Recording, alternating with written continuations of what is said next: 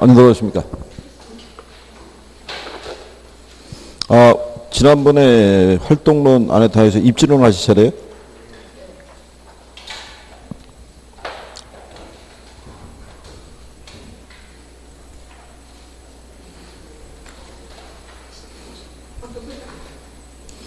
뭐 책을 한번 읽어보셨죠?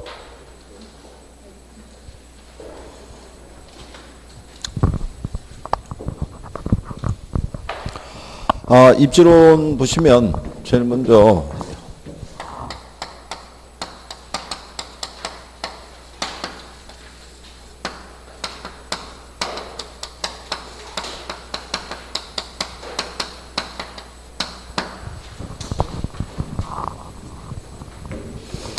입지하고 입지 선정이라고 되어 있는데요. 입지라는 것은 경제 주체가 경제 활동을 하기 위해서 점하고 있는 장소를 우리가 입지라고 얘기를 해요. 입지. 자, 여기서 이제 경제 주체가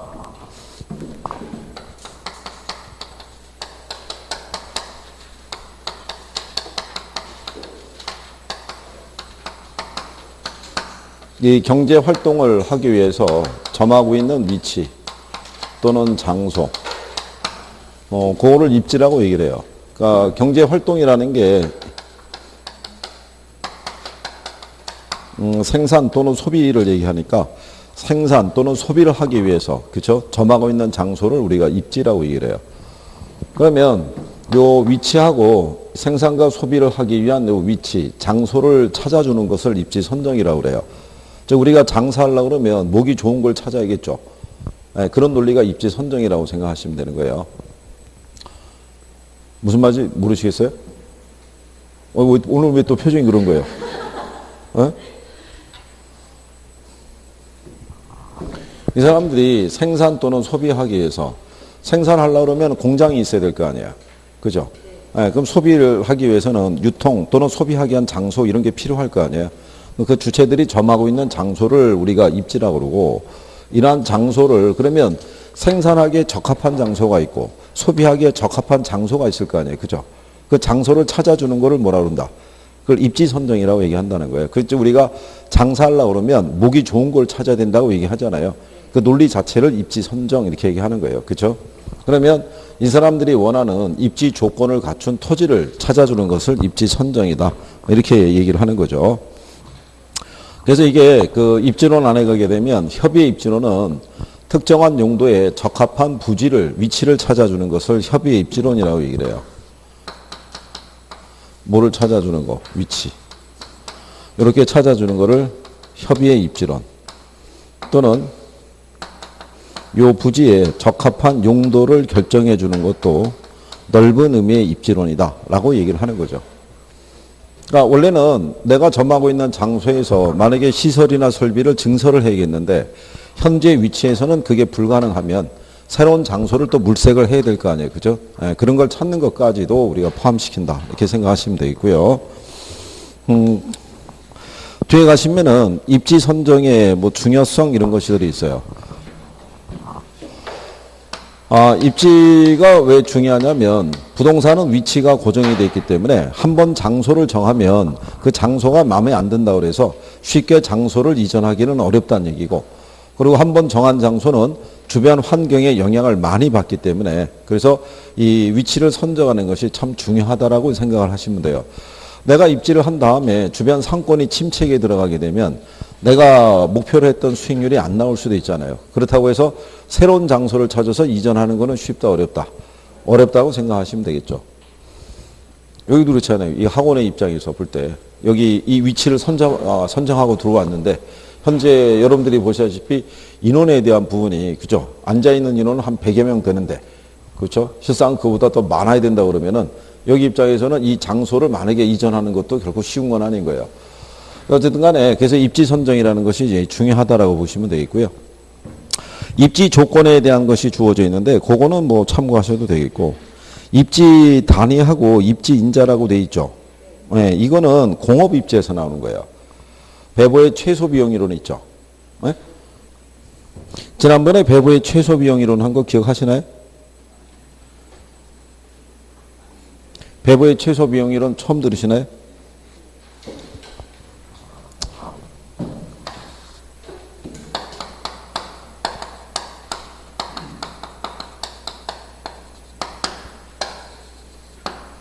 공업 입지론이 있는데요. 공업 입지론은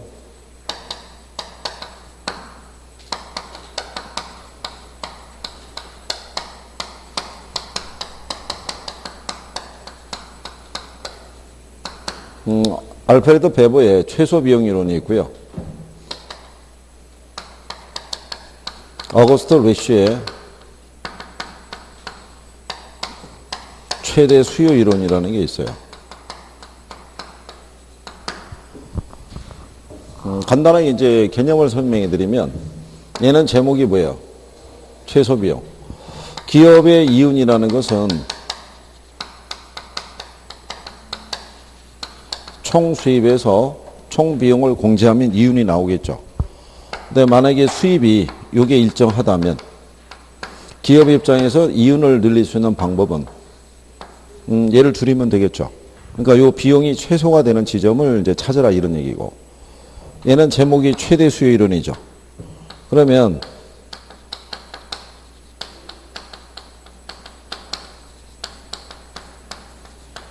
이렇게 돼 있을 때 만약에 이 논리는 뭐냐면요. 얘가 일정하다면 기업의 이윤이 커지려고 그러면 수입이 늘어나야 될 거 아니에요.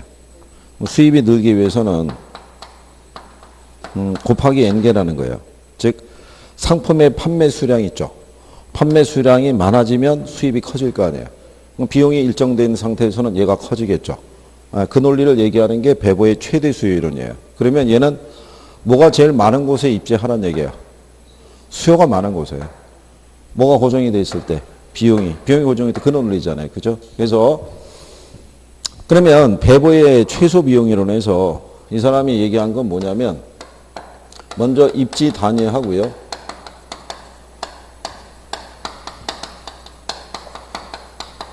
그러면 이쪽을 다 처음 듣는다는 얘기예요? 한 번도 안 들어보셨다고요? 네? 아니, 그러니까 안 들었는지 기억을 못하는 건지 그거를 얘기를 해줘야지 알 거 아니에요. 기억을 못하고 있다고요? 처음 듣는 것 같다고요? 아닐 것 같은데.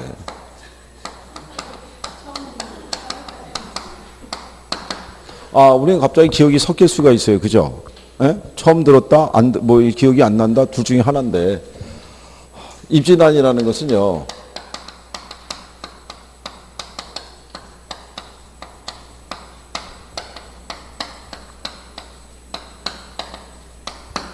제품을 생산할 때 발생하는 개개 비용 항목을 우리가 입지 단위 이렇게 얘기를 해요. 거기 보면 입지 단위라고 그래서요. 제품의 생산 비용을 항목별로 세분한 하나하나의 비용 항목이라고 돼 있죠. 그리고 입지인자라는 것은요. 입지인자라는 것은 입지 단위를 기준으로 할 때 특정한 장소에 입지함으로써 가져올 수 있는 비용 절약상의 이익을 우리가 입지인자라고 얘기를 해요. 입지인자. 이 항목 중에서 그러니까 원료비도 발생할 거고 수송비도 발생할 거고 인건비도 발생하고 이렇게 비용이 발생할 거 아니에요. 그죠? 근데 특정한 장소에 입지하면 그 항목 중에서 비용 절약상의 이익을 가져다 올 수 있는 지점이 있다는 얘기죠. 그거를 찾는 게 바로 뭐냐면 입지인자. 그래서 베버가 제시하는 3대 인자가 있어요. 3대 인자가 수송비가 있고요. 노동비가 있고요. 직접력해서 이렇게 세 가지가 있는데 이거를 여러분들에게는 임금 또는 직접 이익 이렇게 표시를 해요. 이게 시험에 나오는 거예요. 베버의 공업 입지론에서는 이 요소를 고려해서 공장 입지를 결정을 한다라고 얘기해 주는 거예요. 그래서 이 중에서는 뭐가 제일 중요하냐면 얘가 제일 중요해요. 수송비가. 베버가 수송비의 원리를 중시하는 것은 이게 1930년대 독일에서 발표한 이론인데 독일은 그 당시에 운송수단이 원활하지 못했었어요. 그러니까 전체 생산비 중에서는 뭐가 차지하는 비중이 컸다. 수송비가 차지하는 비중이 컸다라고 얘기하는 거예요. 그래서 거기 가시면 158페이지에 상단에 가면 베버의 최소 비용이라고 있죠. 공업지의 주요 인자로 운송비, 노동비, 직접 및 분산 인자 등이 있으며 그 중에 운송비 인자가 가장 중요한 인자다 이렇게 돼 있잖아요. 그죠?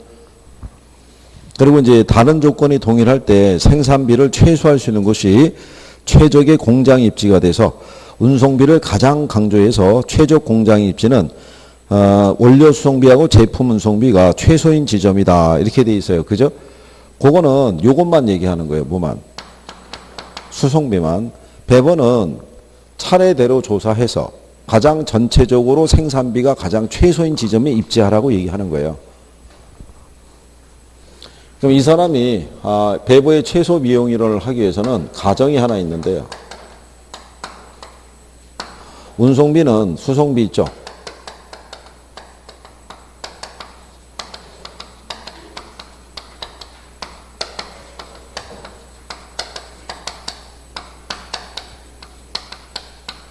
원료 및 제품의 무게에다가 뭐를 곱해서 거리를 곱해서 구할 수 있고요.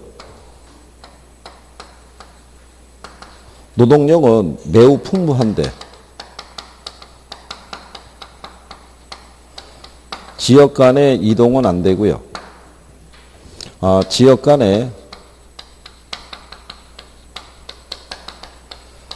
임금의 격차가 존재한다라고 얘기해줘요. 이게 이제 가정이에요.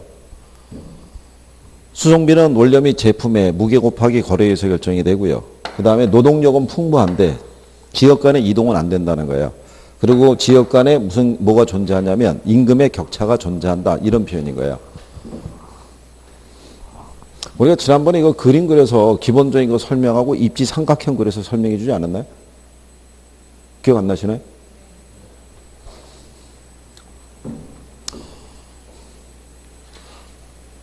우리나라에 보면 예전에 D라고 하는 자동차 회사 있었어요. 자동차 회사가 있어서 여기서 이 경차를 생산했는데 이 자동차의 생산 라인이 인천하고 남쪽에 창원에 이렇게 있었어요. 근데 얘네는 이 경차를 생산하는 생산 라인을 여기다 둔 거예요. 창원에다가. 왜 창원에다 뒀냐면 이 경차를 생산해서 여기서 선적을 시켜서 유럽으로 수출한 거예요. 그러면 얘는 생산 라인을 여기다 둬도 되고 여기다 둬도 되는데 그러면 여기서 생산하나 여기서 생산하나 얘는 똑같이 들어갈 거 아니에요. 비용 항목은. 근데 굳이 여기다 둔 거는 내륙 수송비 때문에 여기는 생산해서 여기로 보낼 때 내륙 수송비가 있고 여기서 끌고 오는 수송비가 있잖아요. 여기 훨씬 비용이 저렴할 거 아니에요. 그러니까 이 지점이 무슨 지점이 되겠어요? 네, 그러니까 먼저 이 운송비를 최소화하는 지점을 선택하라는 얘기예요. 근데 두 번째, 임금은 지역 간의 차이가 있다는 거예요. 여기 만약에 세종이 있고 창원이 있는데 여기는 인건비가 만약에 100만 원인데 여기는 인건비가 80만 원 들어가요. 그럼 여기가 인건비가 싸잖아요. 그러면 두 번째로 공장 입지는 운송비하고 뭐하고 노동비의 크기를 비교하라는 얘기예요. 그러면 여기가 인건비를 절약할 수 있으면 공장은 이쪽으로 이전해 볼 수 있겠죠. 근데 일로 이전을 하게 되면 내륙 수송비가 추가가 될 거 아니에요. 근데 추가되는 운송비가 만약에 20만 원 정도 플러스가 된다 그러면 굳이 공장은 이전할 필요가 없겠죠. 무슨 말인지 아시겠나요? 이게 절약분이 커야 될 거 아니에요. 추가되는 운송비가 한 10만 원 정도밖에 안 되면 일로 이전하면 운송비를 10만 원은 인건비를 10만 원은 절약할 수 있을 거 아니에요. 그럼 최적의 공장 입지는 창원에서 어디로 옮겨갈 수 있는 거예요? 세종으로. 그러니까 두 번째로는 그거를 비교해 보라는 거예요. 수송비, 운송비가 최소인 지점을 선택을 해보고 그 다음에 인건비가 최소인 지점하고 비교해서 어느 쪽이 더 비용을 절약할 수 있느냐를 살펴보라는 얘기예요. 무슨 말인지 아시겠어요? 네. 그래서 두 가지를 비교해 보고요. 마지막으로는 공장에 모여서 입지했을 때 그게 이제 직접력이 있죠. 모여서 입지함으로써 오히려 직접에 따른 이익을 기대할 수 있는 장소가 있으면 그쪽을 마지막으로 선택을 해보라는 얘기예요. 그럼 가령 예를 들어서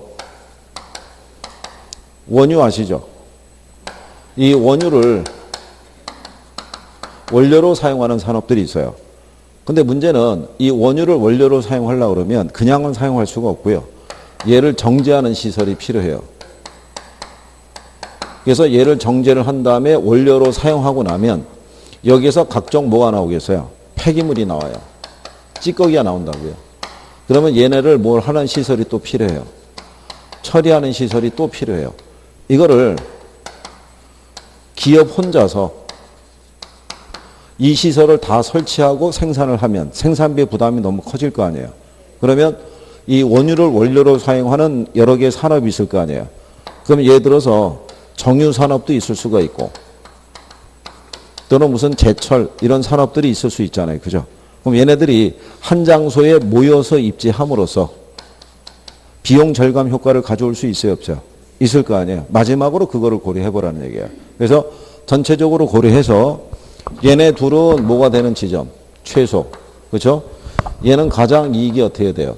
큰 지점을 차례대로 비교해서 전체적으로 비용이 가장 적게 드는 지점에 공장이 입지해야 된다는 게 그게 배부의 최소 비용 이론인 거예요. 무슨 말인지 아시겠어요? 여러분 시험에서는 가장 최근에 나온 게 이게 나온 거예요. 배부의 최소 비용 이론은 이 세 가지 항목을 비교해서 가장 최소가 되는 지점을 선택해야 된다 그러니까 그게 틀린 거죠. 얘네들은 최소지만 얘는 뭐가 됐을 때, 그렇죠? 얘는 최대가 됐을 때 공장이 입지해야 된다는 그런 논리니까. 논리 이거는 이해하시겠어요? 그게 배부의 최소 비용 이론의 기본적인 논리라고 보시면 돼요. 이게 입지 삼각형이라는 것도 있는데 이 기본적인 원리가 같으니까 문제 풀이할 때 입지 삼각형 들어가 있으면 거기서 또 추가로 설명해 드리고 그 다음에 그 밑에 가면 원료 지수하고 입지 형태라고 나와 있죠. 그거는 뭐 얘기하냐면 이거 얘기하는 거예요. 요 세 가지 있죠. 세 가지를 기초해서 어디에 입지해야 되느냐. 근데 그 중에서도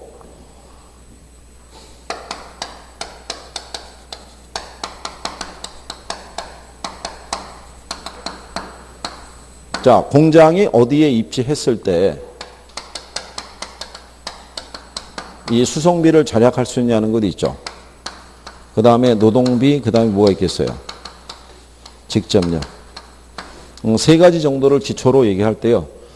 수송비를 그러니까 예를 들어서 공장이 시장 가깝게 입지할 때 수송비를 절약할 수 있는지 아니면 원료 산지에 가깝게 있을 때 수송비를 절약할 수 있는지 그거를 구별하기 위해서 배버가 제시한 게 뭐냐면 원료하고 원료 지수라는 게 있어요.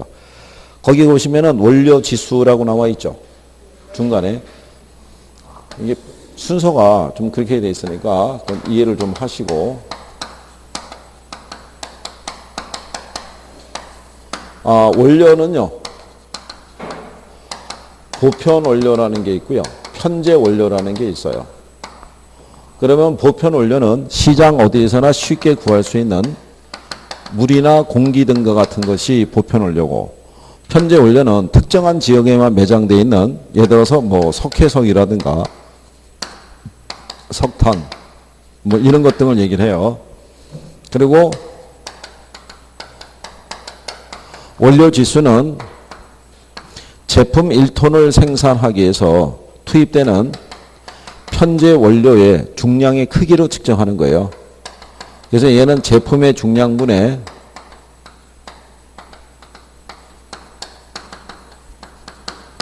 편제 원료의 중량의 크기로 측정하는 것을 원료 지수라고 그래요.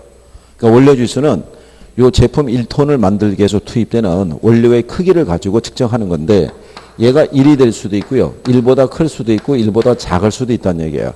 그러면 얘가 1보다 크다는 얘기는 제품과 원료의 중량의 크기를 비교했을 때 얘가 크다는 얘기죠. 둘이 같으면 1일 거 아니에요. 그럼 얘가 1이라는 얘기는 가령 예를 들어서 이렇다는 얘기잖아요. 중량이 1000이면 투입되는 원료도 얼마? 그럼 1000kg 투입해서 만들어진 제품이 1000kg라는 얘기예요. 그러면 중량과 부피의 크기가 변화가 있어요, 없어요? 네, 무게 부피가 변화가 없는 애들을 우리가 중량 불변 산업이라고 그래요. 그럼 얘는 자유입정이라고 얘기를 해요. 얘는 어디든 입지할 수 있다. 근데 얘가 1보다 크다란 얘기는 이런 얘기잖아요. 얘가 1000kg일 때, 얘가 투입이 될 때 1200kg 투입한다는 얘기야. 얘가 커져야지만 1보다 클 거 아니에요. 그럼 그 얘기는 무슨 얘기냐면 이 원료가 투입해서 제품이 만들어지는 과정에서 중량이 줄어든다는 얘기죠. 그러니까 예를 들어서 이런 얘기죠. 자, 시멘트를 1000kg를 생산해야 돼요. 그럼 투입하는 원료가 석회석이겠죠. 그럼 석회석을 1000kg를 투입하면 얘가 1000kg가 안 나오죠. 불순물이 있으니까. 그럼 얘를 1000kg를 만들려고 그러면 얘보다는 원료를 좀 더 많이 투입을 해야 되잖아요. 그러지만 이 불순물이 제거가 되면서 완제품 1000kg가 나올 거 아니에요. 그럼 얘는 원료가 투입해서 완제품이 만들어지는 과정에서 중량이 어떻게 돼요? 줄어들 거 아니에요. 그러면 얘는 1보다 크다는 얘기는 중량이 뭐하는 산업이다? 감소하는 산업이라는 거예요. 그럼 얘는 어디 입지하는 게 수송비를 절약할 수 있냐는 거예요. 상식적으로 이런 얘기잖아요. 원료 산지가 있고 어디가 있을 때? 시장이 있을 때. 그러면 여기서 1200kg를 투입하면 완제품이 1000kg 나오잖아요. 그죠? 그러면 1000kg로 만들어서 시장으로 보낼 때 수송비와 원료를 일로 끌고 와서 여기서 200kg를 줄여서 완제품 1000kg를 만든다고 가정하면 1200kg를 일로 끌고 갈 때 수송비를 비교하면은 줄여서 보내는 게 수송비가 절약이 될 거 아니에요. 왜 절약이 되냐면 수송비는 원료 및 제품의 무게 곱하기 거리에서 결정이 되니까 그러니까 무게가 무겁고 거리가 멀면 수송비가 더 많이 들어가는 거예요. 근데 무게가 가볍고 거리가 짧으면 수송비가 적게 들어가겠죠. 그러면 얘는 당연히 어디 입지하는 게 유리하다는 거예요. 원료 산지에 중량을 줄여서 보내는 게 수송비가 절약이 될 거 아니에요. 그러니까 중량이 감소하는 사람은 어디로? 원료죠, 그죠? 원료. 그러니까 얘는 원료 제한적인 산업일 것이라고 보는 거예요. 그래서 중량이 감소하면 어디로 가라는 거예요? 원료 제한적인 산업이다 이런 얘기예요. 무슨 말인지 이해하시겠어요?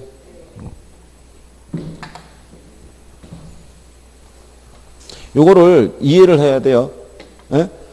감소하면 원료 산지로 간다는 거는 이렇게 글자 따서 구별할 수 있으나 원료 지수로 물어보면은 이 말을 모르면은 틀릴 거 아니에요. 그럼 얘가 원료 지수가 1보다 작다는 얘기 있죠. 1보다 작다는 얘기는 중량이 어떻게 되냐면 증가하는 산업이라는 거예요. 그럼 얘는 시장 지향적인 산업이어야 된다 이런 얘기예요. 예를 들어서 콜라 아시죠? 자, 콜라 100리터를 우리가 생산을 할 때 원액을 투입해야 될 거 아니에요.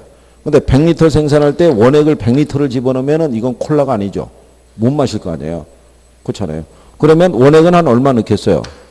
한 5리터 넣을 거란 말이에요. 그럼 100분의 5면은 0.05죠. 그럼 1보다 작죠. 그렇잖아요. 그러면 얘는 원료를 투입해서 완제품이 만들어질 때 중량과 무게와 부피가 커져요, 작아져요?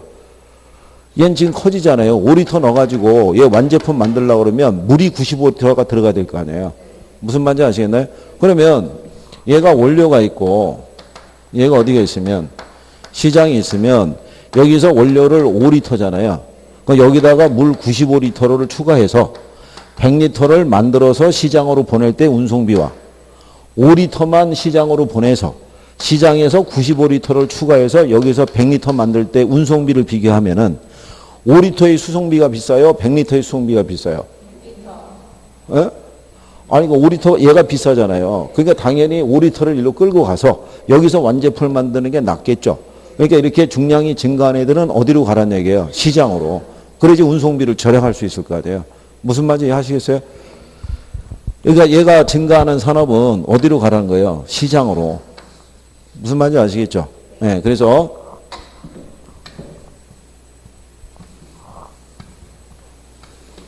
그거는 이제 얘기하는 거고요. 그 다음에 혹시 입지 중량이라고 있어요. 입지 중량이 2보다 크잖아요. 2보다. 그럼 어디로 가면 될 것 같아요? 입지 중량이 2보다 크면 똑같아요. 이거랑. 그러니까 입지 중량이라는 것은요.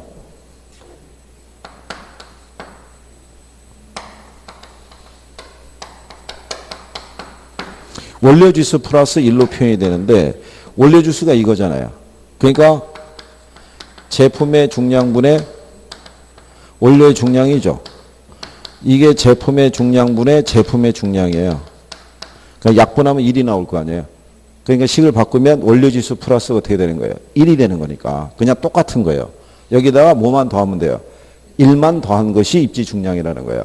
그러니까 입지 중량이 2보다 크다 이렇게 나오죠. 그럼 어디로 가라는 거예요? 원료 지향적인 거. 2보다 작으면 시장으로 가는 똑같은 거예요. 무슨 말인지 아시겠죠? 네, 그래서 이제 그 밑에 가면 노동 지향적인 산업 나오죠. 하단에.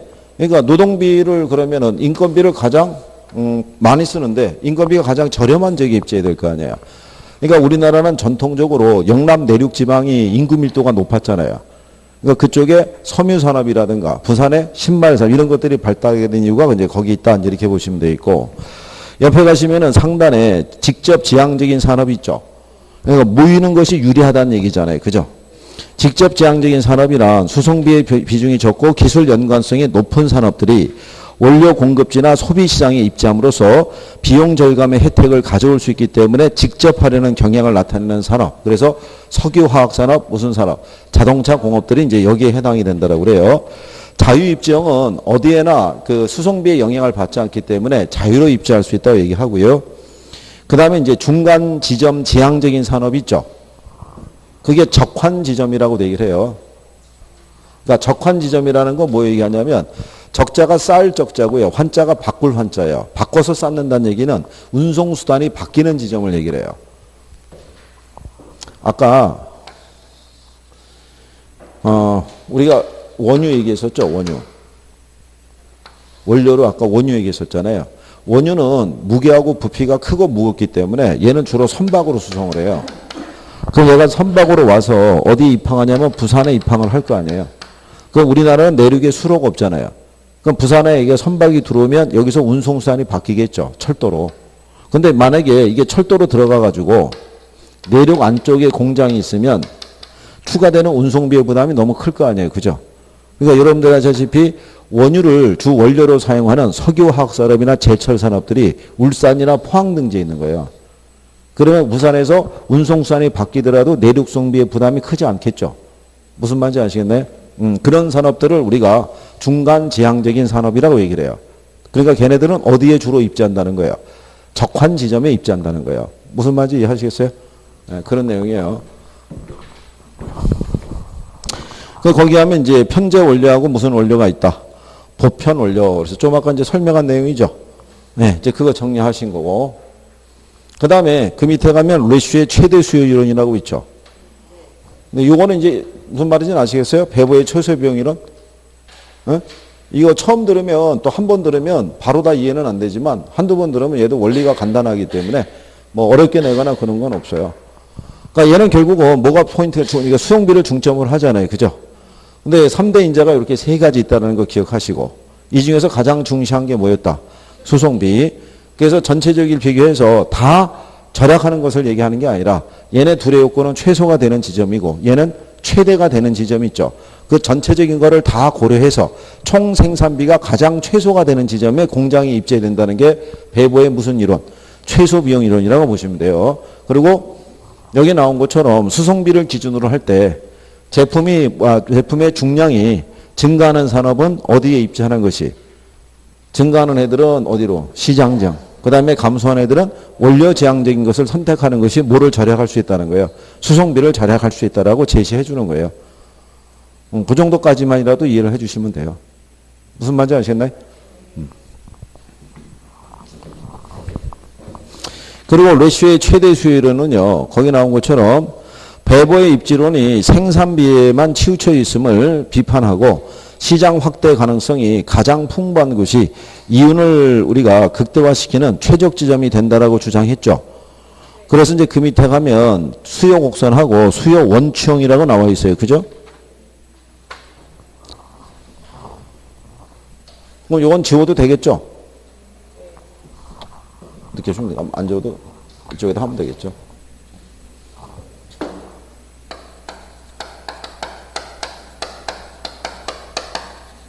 얘는 여러분 시험에 나온 적은 없어요.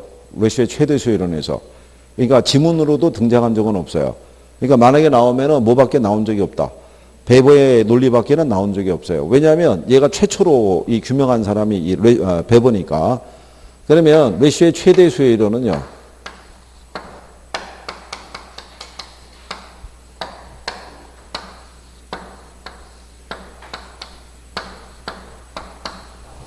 여기가 시장이 되고요.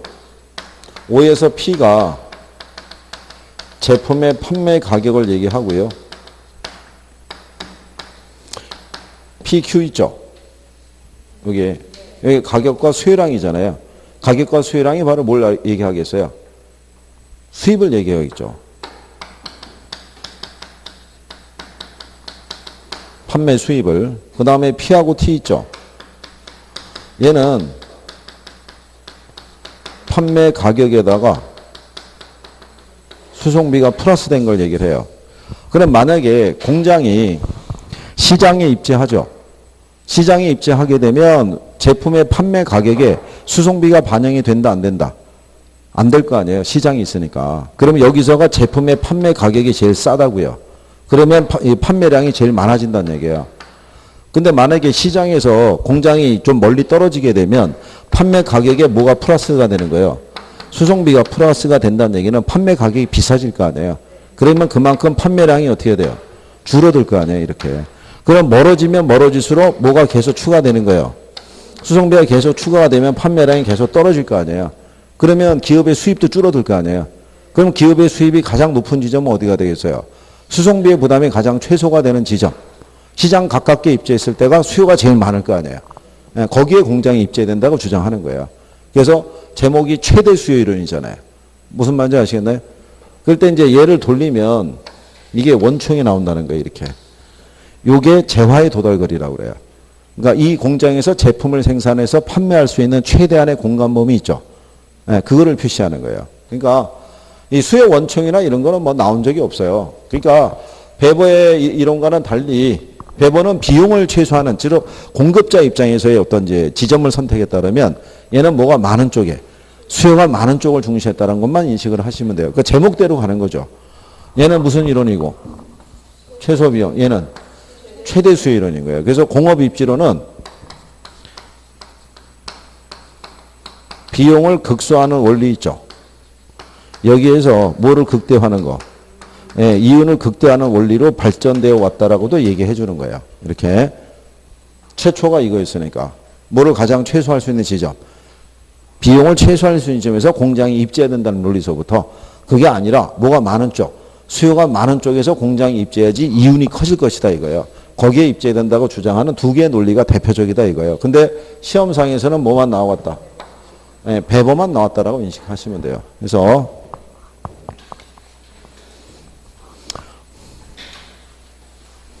그 다음에 그 농업 입지론에서 고립국 이론에 대해서는 우리가 지대 이론 하면서 얘기해 줬었죠.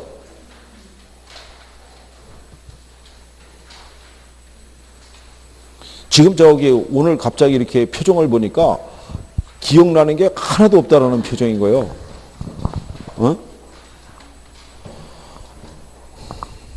자, 어쨌든 그러면 저기 160페이지에 가면 맨 위에 가면 서비스 입지론이라고 돼 있죠.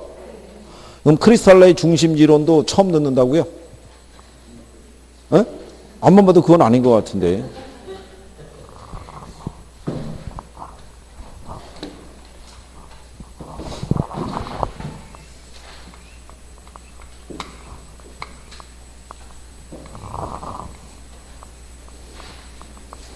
뭐 아마 이럴 수도 있겠죠. 지금 갖고 있는 게 요약집이잖아요. 그죠?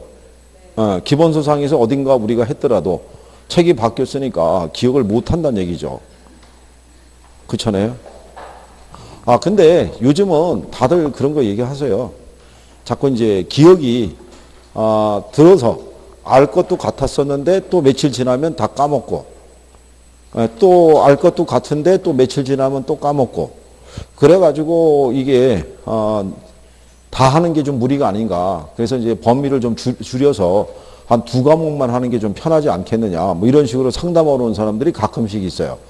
근데 우리는 이미 알고 있잖아요. 여기에 리셋 기능이 생겼다는 거를.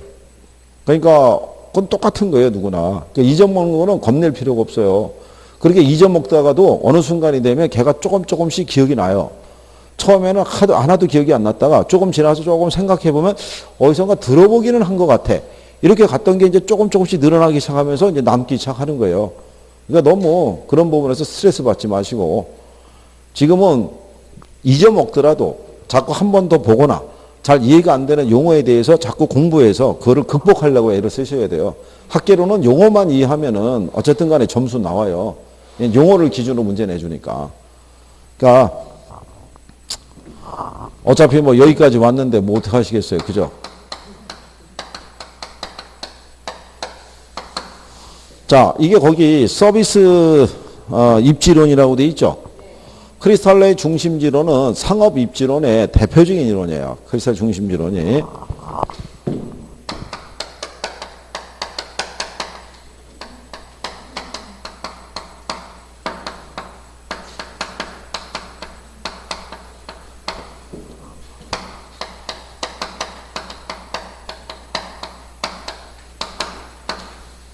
여기 중심지라는 게 뭐를 얘기했냐면 이게 도시를 지칭하기도 해요. 중심지라는 게. 그 상점만 얘기하는 게 아니라요. 그러면 여러분들이 보시면 도시 있죠? 도시는 많은 사람들에게 각종 서비스를 제공해줘요. 그죠? 취업이라든가 아니면 교육이라든가 금융, 행정, 교통 등의 서비스를 제공해주는 게 어디란 얘기예요? 그게 도시인 거예요. 도시. 그러니까 많은 사람들이 어디로 모이겠어요? 도시로 모일 거 아니에요. 그러면 여러분들이 하시는 그 서비스 산업은 몇 차 산업이에요? 3차잖아요. 그러니까 얘가 상업 입지론이라고요. 우리 교재에는 서비스 산업이라고 돼 있잖아요. 서비스 산업이라는 표현은 안 쓰고 상업 입지론이라고 얘기하죠. 그죠? 상업 입지론이 서비스 산업이니까. 무슨 말인지 아시겠나요? 그래서 이 사람은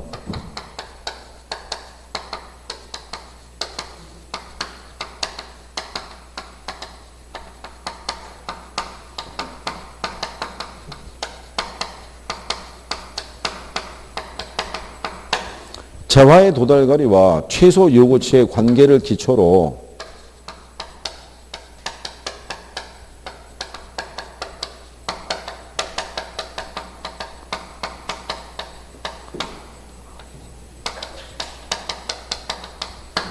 도시의 수하고 규모, 그 다음에 분포 있죠. 예, 이런 것들을 이제 설명해 주는 논리가 크리스탈의 중심지론이라고 생각하시면 돼요. 그죠?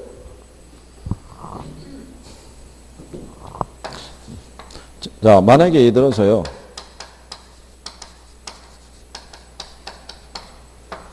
교육 서비스를 예를 들었을 때 우리가 이제 지방을 내려가서 우리가 이제 좀 약간 시골적인 데를 가면은 행정 단위가 면인 데 있죠.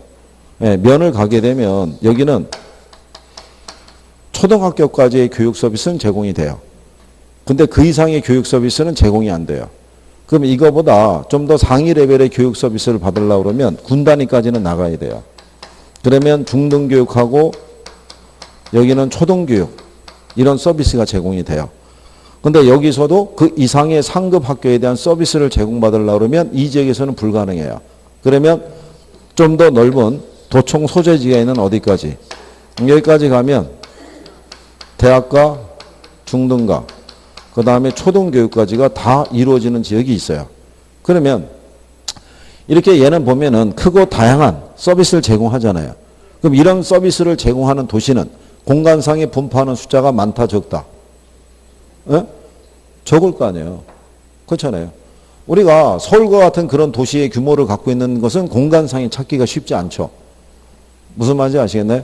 그래서 베버는 남부 독일을 여행을 하면서 왜 공간상에 도시가 분포하고 있는데 규모가 큰 도시는 공간상에 분포하는 숫자도 적고 거리도 멀리 떨어져 있고 근데 상대적으로 규모가 작은 도시들은 왜 그렇게 공간상에 분포하는 숫자도 많고 연접해 있느냐 이 배열을 가지고 연구한 거예요.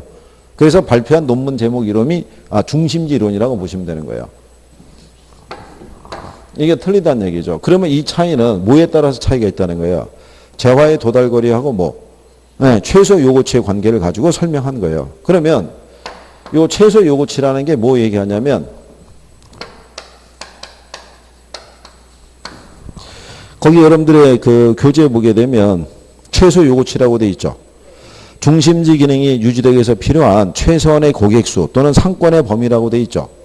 요게 도시라든가 아니면 중심지가 유지되기 위해서 필요한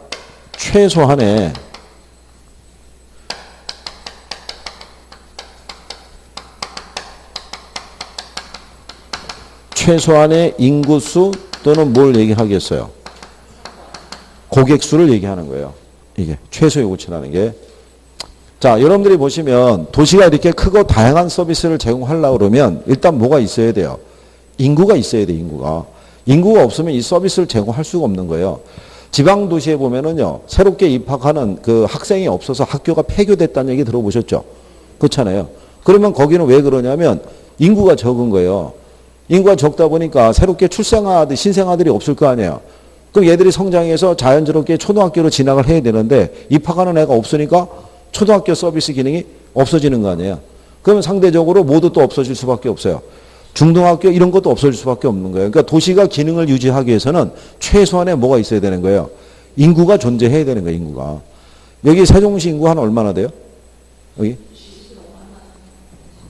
20만이요? 아, 25만. 그러면 여러분 생각해 보세요. 25만에서 세종시가 계속 인구가 늘어나서 30만, 40만 또는 50만 정도까지 가죠. 그럼 백화점이 들어와요. 백화점을 유지하기 위해서는 필요한 최소한의 고객 인구가 30만 이상이어야 돼요. 근데 얘네가 딱 30만을 맞추지는 않고요. 최소한 인구 한 50만 정도는 돼야 돼요. 근데 만약에 30만이 조금 넘더라도 이 지역의 소득 수준이 다른 지역에 비해서는 조금 높다고 생각이 되면 들어올 수도 있어요. 전체적인 매출의 규모를 맞출 수 있으니까. 그런 표현인 거예요. 그러니까 어느 정도의 수요가 존재하지 않으면 그 서비스가 제공할 수가 없다는 얘기예요. 그러니까 인구가 많은 도시는 크고 다양한 서비스를 제공해 줄 수 있어요, 없어요? 그런 서비스를 제공하지만 인구가 적은 쪽은 적은 서비스밖에는 제공할 수가 없다는 얘기예요. 그러니까 여러분들이 공간상에 보면 백화점의 숫자하고 편의점의 숫자가 있죠. 어느 게 숫자가 많아요? 편의점이 많죠. 걔가 공간상에 분포하는 숫자가 많잖아요. 그런데 백화점은 그렇지를 못하죠. 걔는 왜냐하면 편의점보다는 더 큰 뭐를 요구해요? 최소 요구치를 요구하고요. 이 재화의 도달거리는 뭐냐면 걔들이 제공하는 서비스가 도달할 수 있는 최대한의 공간 범위를 재화의 도달거리라고 그래요. 무슨 말인지 아시겠나요? 그러니까 우리 학원 같으면 지금 현재 여기 오신 분들 중에서 내가 여기 있는 사람들 중에서는 제일 멀리서 오는 것 같다는 분이 있나요? 거의 세종시에서 오시나요? 천안에서 오는 분도 있어요? 대전이요? 아, 그래요? 그러면 그러니까 이런 얘기예요. 자, 여기가 세종이잖아요. 그죠? 예. 근데 우리 학원은 세종시에 있는 수강생들만 흡인을 해도 유지가 될 수 있는데 인접해 있는 예를 들어서 대전이라든가 어디에서 온다 그러면 천안에서도 지금 오고 있다는 얘기는 여기까지 일부는 교육 서비스가 제공이 되고 있다는 얘기잖아요. 요 공간 범위를 뭐라고 그런다? 재화의 도달거리라고 얘기하는 거예요. 무슨 말인지 아시겠나요? 예. 그래서 이 중심지가 또는 도시가 계속 이 서비스를 제공하기 위해서는 재화의 도달거리 내에 뭐가 있어야 된다 그러냐면 최소 요구치가 있어야 된다고 얘기를 하는 거예요. 그러니까 거기 우리 교재에는 그림이 안 나와 있죠. 기본서에는 있을 거예요. 그죠? 자, 이렇게 보시면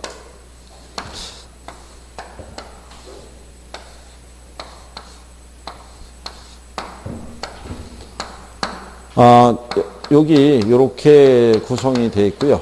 이게 브레이크 포인트라고 해서 이게 손익분기점을 얘기해요. 손익분기점을 넘어서부터는 뭐가 발생하냐면 이윤이 발생하겠죠. 그럼 여기가 뭐냐면 중심지. 여기 B가 뭘 얘기하냐면 이게 최소 요구치. A점이 뭐냐면 재화의 도달거리. 그럼 만약에 이게 우리 학원이라고 생각해 보자고요. 우리 학원은 세종시에 있는 사람들만 수강생으로 흡인해도 유지가 되는 거예요. 이 학원이. 그런데 우리 학원에서 제공하는 교육 서비스는 세종시에다가 플러스해서 천안이라든가 또는 플러스해서 어디 대전 또는 조치원에 있는 사람들까지도 이 교육 서비스를 받기 위해서 이 학원으로 오는 거예요. 그러면 재화의 도달거리와 최소 요구치 사이에 있는 이 면적이 있죠. 이건 뭐가 발생하겠어요? 그냥 이윤이 발생하는 면적이죠. 우리가 필요하는 인원보다 더 많은 인원에게 우리가 서비스를 제공이 된다는 얘기잖아요. 그러면 우리 학원은 이 교육 서비스를 계속 제공할 수 있어요, 없어요? 계속 제공할 수 있을 거 아니에요. 근데 반대로 얘를 이렇게 돌리면 이게 원이 나올 거 아니에요. 그럼 반대로 얘가 A가 되고요. 얘가 B가 되는 거예요. 그러면 얘가 뭐가 되냐면 이게 최소 요구치. 이게 뭐예요? 이게 재화의 도달거리예요. 그럼 우리 학원이 유지되기 위해서는 최소한 세종시뿐만이 아니라 조치원이라든가 또는 대전에 있는 학생들까지도 흡인을 해야 되는데 우리 학원에서 제공되는 교육 서비스는 세종시에 밖에는 미치질 못해요. 그러면 우리가 필요한 것보다는 적은 인원이 지금 흡인된다는 거잖아요. 그러면 최소 요거치와 재화의 도달 범위 사이에 있는 이 면적이 있죠. 이거는 뭐가 발생하겠어요? 손실이. 그러니까 중심지가 성립하기 위해서는 재화의 도달 거리 내에 뭐가 있어야 된다?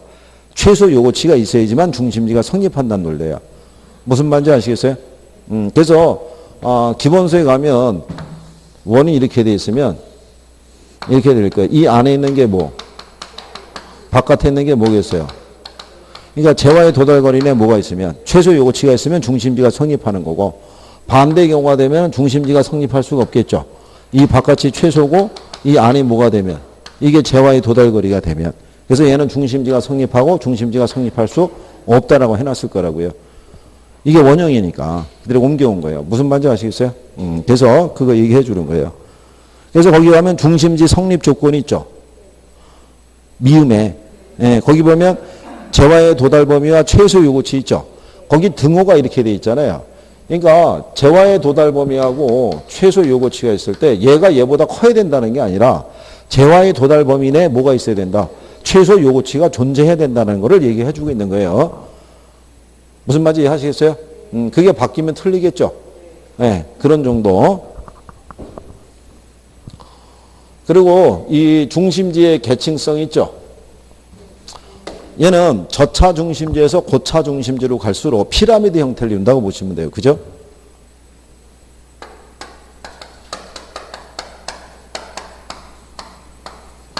이 사람은 중심성의 크기에 따라서 고차 중심지하고 뭐 저차 중심지를 나눴다고요. 이 중심성의 크기에 기초해서. 그러니까 고차 중심지일수록 더 다양한 서비스를 제공하겠죠. 크리스탈러가 이게 고차 중심지냐 얘가 저차 중심지냐를 구별하는 기준을 예전에 뭐를 가지고 뒀냐면 전화 회선 있죠. 이게 1930년대 그때 나온 이론이에요. 그러면 여러분들 아시다시피 전화가 발명된 지 얼마 안 됐을 때라고요. 그렇죠? 여러분들 예전에 한 1970년대 한번 생각해 보세요. 우리나라에 가정에 전화했던 집이 별로 없어요. 그렇죠? 그때 전화 회선은 서울을 기준하면 어디 회선이 제일 많이 집중이 됐겠어요? 시청 주변. 거기 관공서 많고 기업 많은데 그 회선이 그나마 제일 많았을 거 아니에요. 그러니까 그때도 거기가 중심성이 제일 컸을 거 아니에요. 무슨 말인지 아시겠나요? 네, 그걸 가지고 고차하고 뭐로 나눈 거예요? 저차로 나눴단 말이에요.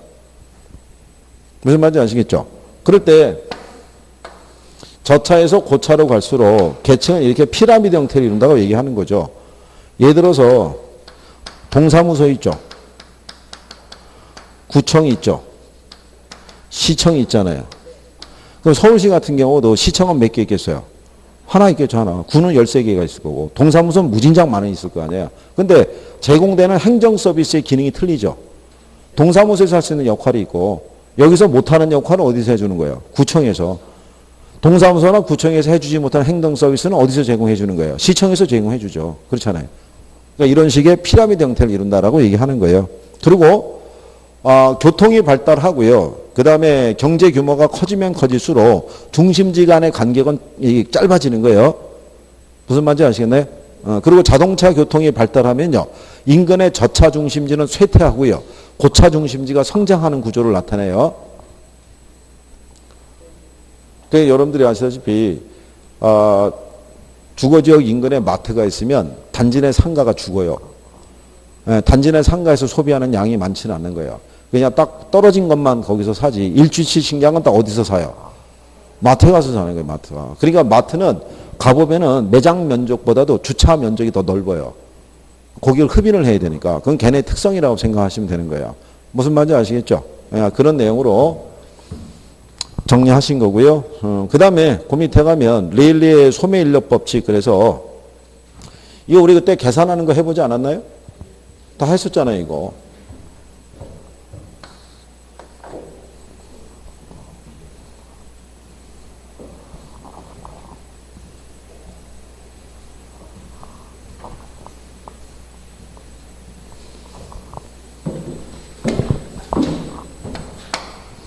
여기는 우리가 그때 이 상권에 대해서 설명할 때 상권 분석 이론 이런 거 얘기하지 않았나요? 이거? 자, 먼저 이 상권 이론이라고 있어요. 괜찮아요. 뭐 또 하면 되죠, 뭐. 이번에 해가지고, 한번 이제 들었다는 걸, 이번이 이제, 한 번 들은 거예요. 그죠? 이번이. 이게 뭐 어차피 뭐 생각이 안 나는 걸 뭐 어떡하겠어요. 그냥 이번에 한 번 들은 거예요. 그죠? 다음에 또 하면 그게 2번 들은 거고, 그 다음에 또 하면 그게 몇 번? 3번. 이제 서로 이제 이건 이제 형성했다 이거죠. 이제 한 번. 그죠? 참. 이게 무슨 남녀 관계처럼 오늘부터 1일이야 뭐 이런 것도 아니고 참 그렇다는 얘기죠. 그래요. 자, 상권이라고 있는데요. 이 상권이라는 것은 고객이 존재하는 공간이자 점포에 매출이 발생하는 공간, 그걸 우리 뭐라고 한다? 그걸 상권이라고 얘기를 해요. 상권. 이 상권이라는 거는 항상 유동적이고 가변적이겠죠. 상권은 범위가 축소될 수도 있고요. 아니면 상권의 범위는 확대될 수도 있다, 없다. 확대될 수도 있다, 이런 얘기죠. 그렇죠? 그럴 때 이 상권에 획정 방법이라고 있다고 그래서요. 이게 뭐가 있냐면 공간 독점법이라는 게 있고요. 그 다음에 시장 침투법이 있고요. 그 다음에 분산시장 접근법이라고 있어요. 그죠? 지금 추가하는 거예요. 추가. 거기 메일리의 소매인력 법칙 있죠? 네, 들어가기 전에 이렇게 쭉 가면서 이제 상권, 이제 그 상권 분석 기법으로 가는 거죠, 이제. 그래서 여기서는 얘가 시험에서 한번 인용이 된 거예요. 분산시장 접근법이. 그러면 얘는 제목대로 가는 거예요. 공간 독점법이죠. 네. 그러니까 뭐를 독점한다는 거예요? 공간을. 그러니까 얘는 주로 면허가 필요한 업종이 있죠.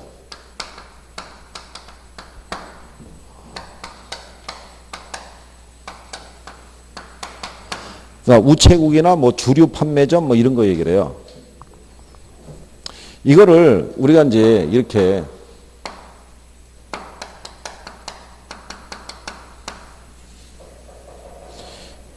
예전에 한번 설명 이렇게 했을 거예요. 예전에 우리나라는 주유소가 거리 제한이 있었어요. 반경 2km 내에는 다른 주유소가 못 들어섰었어요. 그러면 이 공간은 얘가 독점하고 있을 거 아니에요. 무슨 말인지 아시겠네? 그러니까 이 공간 안에서 얘가 이런 우체국 있죠. 예, 이런 그 사업을 하려고 그러면 뭐가 필요한 거예요?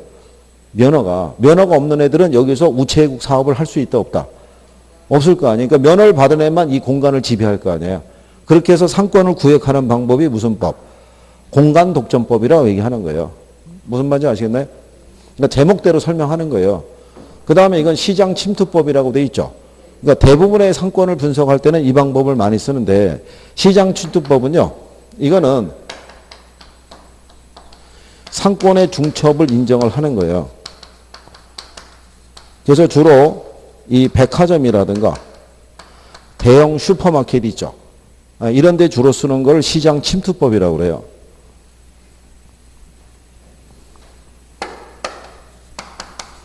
천안에 가게 되면요. 거기 S백화점이라고 있죠.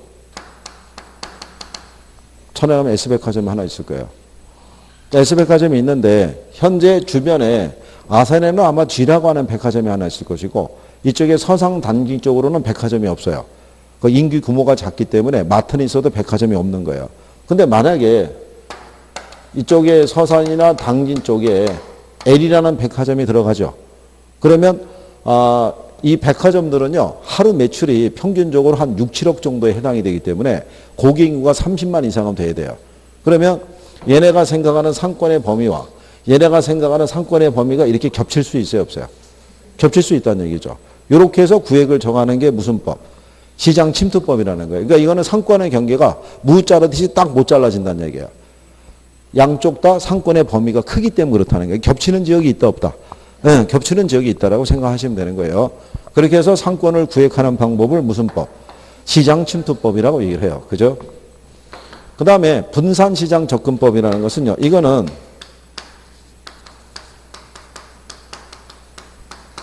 상권이 연속되질 않아요. 요거는 특정한 수요 계층만을 대상으로 시장이 성립하는 거예요. 그러니까 주로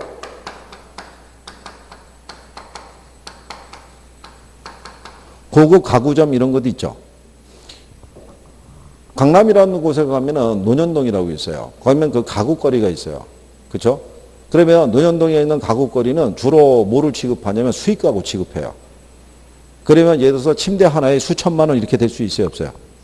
될 수 있잖아요. 예전에 거기로 한번 그 어느 방송국에서 취재 나간 적이 있어요. 오래전에 얘기인데 거기 직원이 뭐라고 그러냐면 우리 점포에서는 한 달에 이거 하나 팔면 2천만 원 남는다 그랬어요.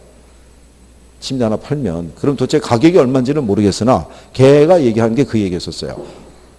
아마 뭐 그만둔 직원이거나 뭐 그럴 수도 있겠으나 어쨌든 그렇게 얘기했다는 거예요. 그러면 하나 팔아서 순수익을 2천만 원씩 남겨줄 수 있는 그 침대의 가격은 얼마겠어요? 매매가가. 억대 이상이 될 수도 있다는 얘기죠. 그럼 그거를 소비할 수 있는 계층은 소수에 지나지 않을 거 아니에요. 그러니까는 특정 지역의 수요만 대상으로 열리는 것이 바로 이제 무슨 시장? 분산시장. 그래서 이제 상권의 범위를 측정할 때 이렇게도 한다는 얘기죠. 그래서 구획하는 방법이 이렇게 나눠져 있다. 이렇게. 모의고사에 쓸 수 있을 거예요. 지문을 활용할 수 있으니까. 그래서 여기까지 설명해 주는 거예요. 그 다음에 이제 그 밑에 가면 상권의 분석 방법이라고 그래서요. 상권 분석 방법에서 세 가지가 나와요. 그죠?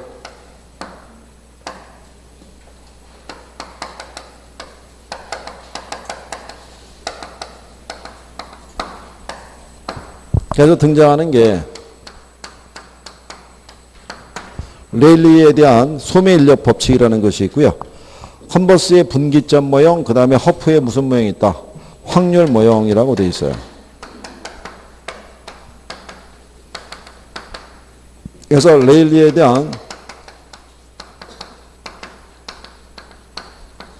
소매인력 법칙이 있고요. 컨버스의 무슨 모형? 예, 분기점 모형. 그 다음에 허프의 확률 모형. 요 중에 계산 문제로 나오는 게 얘하고 얘가 나온다고 그랬잖아요. 그쵸? 레일리의 소매인력 법칙하고 허프의 무슨 모형? 확률 모형.